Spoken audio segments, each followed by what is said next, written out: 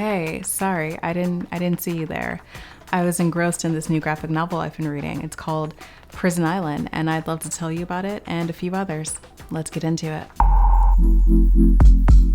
Prison Island is a graphic memoir written by Colleen Frakes. The story of a perfectly ordinary childhood in a perfectly extraordinary place. McNeil Island in Washington State was the home of the last prison island in the US that was accessible only by air or sea. It was also home to about 50 families, including young Colleen Frakes. Colleen's parents, like nearly everyone else on the island, both worked at the prison. The island functioned as a company town where housing was assigned based on rank, and even children's actions could have an impact on your family's livelihood.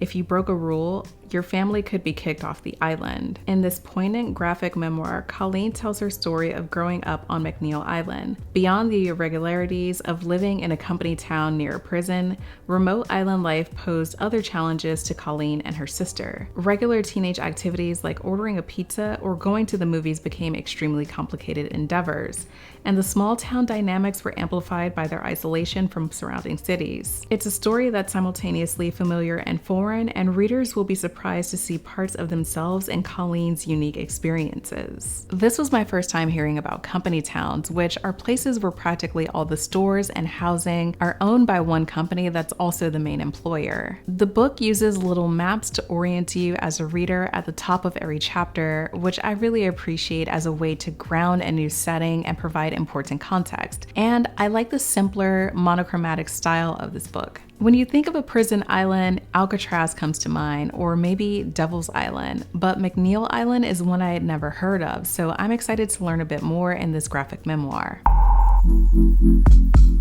Jessie Zabarski lives in Chicago with her cat and 43 plants.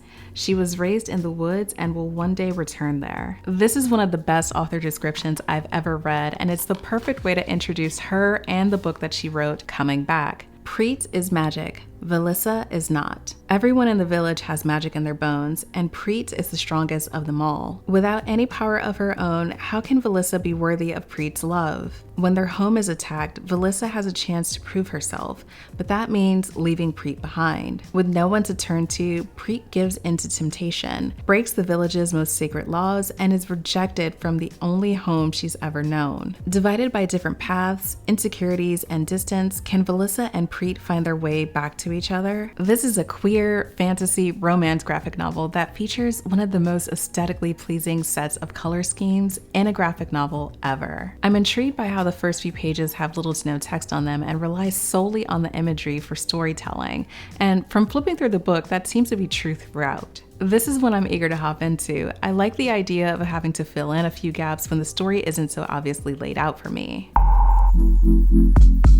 The next two on the list are undoubtedly gonna scare the out of me, and they are Something is Killing the Children and The Nice House on the Lake. Yep, we went from queer fantasy romance to straight up horror. That's what we're doing today. Both of these are written by James Tynion IV. We'll start with The Nice House. How do you think the world will end? That's written in all caps, by the way, just to let you know the vibe. Everyone who was invited to the house knows Walter. Well, they know him a little anyway. Some met him in childhood, some met him months ago. And Walter's always been a little off. But after the hardest year of their lives, no one was going to turn down Walter's invitation to an astonishingly beautiful house in the woods overlooking an enormous lake. It's beautiful, it's opulent, it's private. So a week of putting up with Walter's weird little schemes and nicknames in exchange for the vacation of a lifetime? Why not? All of them were at that moment in their lives where they could feel themselves pulling away from their other friends. Wouldn't a chance to reconnect be nice? In The Nice House on the Lake, the overwhelming anxieties of the 21st century take on a terrifying new face. And it just might be the face of the person you once trusted most. James Tynion IV turns the cabin in the woods story inside out and pushes a group of young people who could very easily be you and your friends to their breaking point, and then far beyond it. My friend Eliza, who does comic reviews at Gatecrashers, says not to Google anything about this. So yeah, that's all we know about that. I'll drop a link to her work down in the description. I highly recommend you check out her stuff.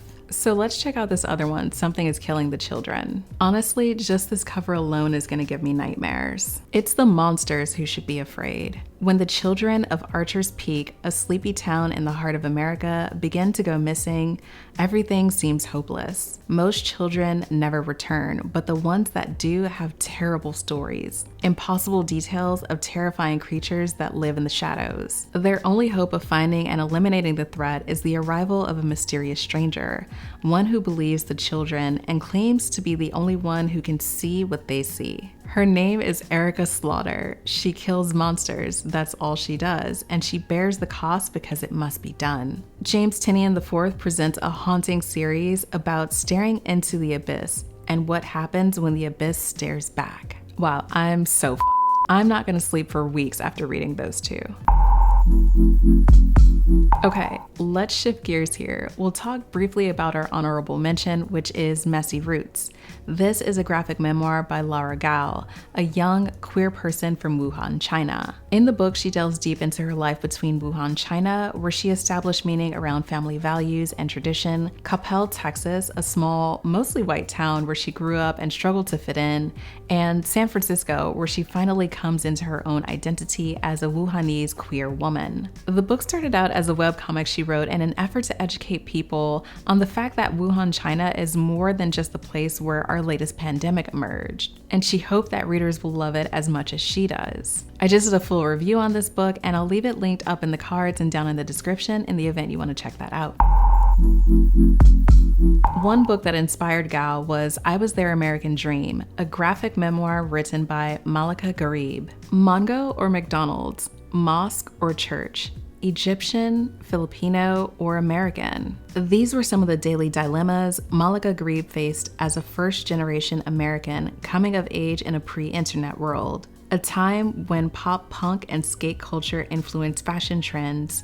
The brooding boys from Felicity and Dawson's Creek dominated teen magazines, and Rice-A-Roni was the ultimate weeknight treat. Malika's upbringing, as told in this buoyant, insightful graphic memoir, will look familiar to anyone who grew up with immigrant parents, but her particular story is a heartfelt tribute to immigrant families who have invested their future in the promise of an American dream. I wanted to end with this book because Gharib has such an interesting background, and the art for this book is so cute. I am absolutely in love with this illustration style. Throughout the book, we see these full-page montages that have little elements of her daily life, an entire page explaining different slang terms, and even a zine that she gives instructions for how to remove from the book and fold up. In addition to the content sounding super interesting, the interactive elements of this are unlike anything that I've seen before. This is definitely going to be a fun read. I'm not sure which of these I'll start with, but I can say with some degree of certainty that neither of these will be first. Comment down below and try to either talk me out of that or suggest another starting place. I'm curious your thoughts. If you've read any of these, I'd love to know what you thought of them, especially if you're into that nightmare fuel.